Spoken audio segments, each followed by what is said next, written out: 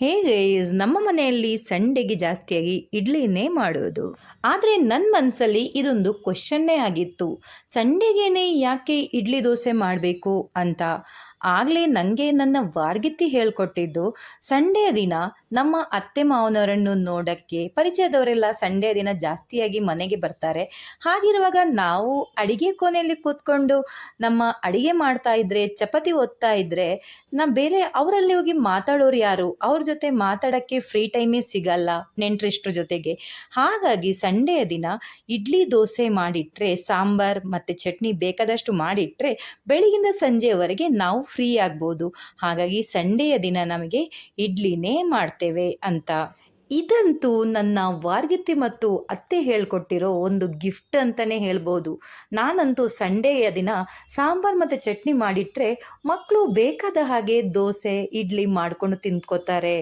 ಜೊತೆಗೆ ಇಡ್ಲಿಯನ್ನು ಚೆನ್ನಾಗಿ ಹೇಗೆ ಮಾಡ್ಬೋದು ಅಂತಲೂ ಹೇಳ್ಕೊಟ್ಟಿರೋರು ನಮ್ಮ ಅತ್ತೆನೇ ನನಗೆ.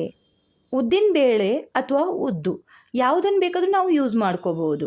1 ಗ್ಲಾಸ್ನಷ್ಟು ಉದ್ದು ತಗೊಂಡ್ರೆ 2 ಗ್ಲಾಸ್ನಷ್ಟು ನಾವು ಅಕ್ಕಿ ತಗೋಬೇಕು. ಅಕ್ಕಿ ಮತ್ತು ಉದ್ದಿನಬೇಳೆ ಬೇಕಾದರೆ ಬೇರೆ ಬೇರೆನೇ ನೀವು ನೆನೆಸ್ಕೋಬೋದು. ಅಕ್ಕಿಯನ್ನು ಚೆನ್ನಾಗಿ ವಾಶ್ ಮಾಡ್ಕೋಬೇಕು.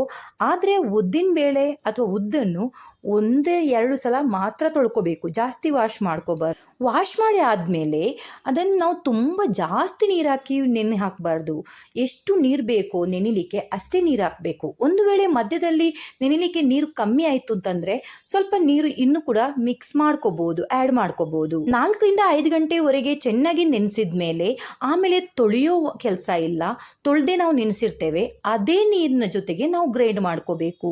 ಚೆನ್ನಾಗಿ ಗ್ರೈಂಡ್ ಮಾಡಿ ಆದಮೇಲೆ ಇಡ್ಲಿ ಮಾಡಲಿಕ್ಕೆ ಎಷ್ಟು ಕನ್ಸಿಸ್ಟೆನ್ಸಿ ಇರಬೇಕೋ ಅದೇ ಕನ್ಸಿಸ್ಟೆನ್ಸಿ ಸೆಟ್ ಮಾಡಿ ಒಂದು 7-8 ಗಂಟೆವರೆಗೆ ರೆಸ್ಟ್ ಕೊಡಬೇಕು. 7-8 ಗಂಟೆ ರೆಸ್ಟ್ ಕೊಟ್ಟ ಮೇಲೆ ಹಿಟ್ಟಿನ ಮೇಲೆ ಟೇಸ್ಟಿಗೆ ತಕ್ಕಷ್ಟು ಉಪ್ಪು ಮತ್ತು ಅರ್ಧ ಸ್ಪೂನು ಸೋಡಾ ಹಾಕಿ ಅದರ ಮೇಲೆ ಬೆಚ್ಚಗಿನ ನೀರು ಹಾಕಿ ಮಿಕ್ಸ್ ಮಾಡ್ಕೋಬೇಕು. ಆಮೇಲೆ ಚೆನ್ನಾಗಿ ಇಡ್ಲಿ ಮಾಡಿ ಒಂದು ಸಾಂಬಾರು ಮತ್ತು ಚಟ್ನಿ ಜೊತೆಗೆ ಚೆನ್ನಾಗಿ ನಾವು ತಿಂದ್ಕೋಬೋದು. ತುಂಬ ಸೂಪರ್ ಆಗಿರುತ್ತೆ. ಬಾಯ್, ಲವ್ ಯು ಆಲ್.